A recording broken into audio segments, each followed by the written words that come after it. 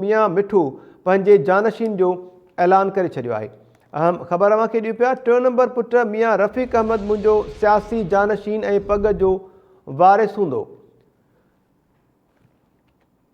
मियां मिठो जो चवणु आहे त भरचोंडी शरीफ़ जे पीर अब्दुल हक उर्फ़ मियां मिठो पंहिंजे जानशीन जो ऐलान करे छॾियो आहे। संदसि चवणु आहे त 3 नंबर पुट मियां रफ़ीक अहमद मुंहिंजो सियासी जानशीन ऐं पग जो वारिस हूंदो।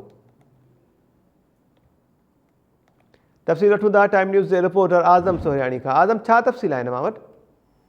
जी मता बिल्कुल ही आम खबर है त अगूणे MNA पीर अब्दुल हक उर्फ़ मियां मिठो जो बरचुंडी पीर है उन पंहिंजी रहाइश गाह ते अॼु प्रेस कॉन्फ्रेंस कंदे चयो आहे त मां पंहिंजो सियासी जानशीन पंहिंजी बिरादरी जे पग जो वारिस जेको आहे पंहिंजो जेको 3 नंबर पुट आहे मियां रफ़ीक अहमद उनखे ई मुक़ररु कयां थो। हिन इहो ॿुधायो मीडिया जे सवालनि जे जवाब में हिन इहो ॿुधायो त ज़रूरी त वॾे ई पुट खे पग जो वारिस ऐं सियासी जानशीन बणाइजे, पर जेको पुट लाइक़ु हूंदो आहे उनखे ई सियासी जानशीन ऐं पग जो वारिस बणाइजे। हिन चयो त आउं मियां रफ़ीक अहमद 3 नंबर मुंहिंजो पुट आहे, उन करे त हीउ मुंहिंजो लाइक़ु पुट आहे जेको औताक बि संभाले सघे थो ऐं मुंहिंजी बिरादरी जा मसइला बि संभाले सघे थो ऐं सियासत में बि हिन जो सुठो नालो आहे। इन करे आउं पंहिंजे 3 नंबर पुट खे जेको आहे सियासी जानशीन ऐं पग जो वारिस कयां थो, जॾहिं त हिन जो वॾो पुट आहे मियां शबीर अहमद ऐं 4 नंबर पुट आहे मियां फारूक अहमद।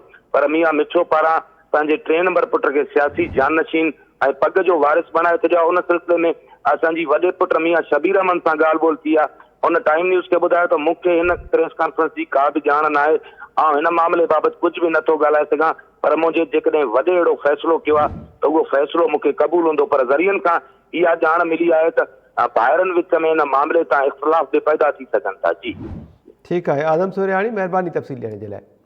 भरचोंडी शरीफ़ जे पीर अब्दुल हक उर्फ़ मियां मिठो पंहिंजे जानशीन जो ऐलान करे छॾियो आहे। 3 नंबर पुट मियां रफ़ीक अहमद मुंहिंजो सियासी जानशीन ऐं पग जो वारिस हूंदो। मियां मिठो पारां इहो बयानु जारी कयो वियो आहे।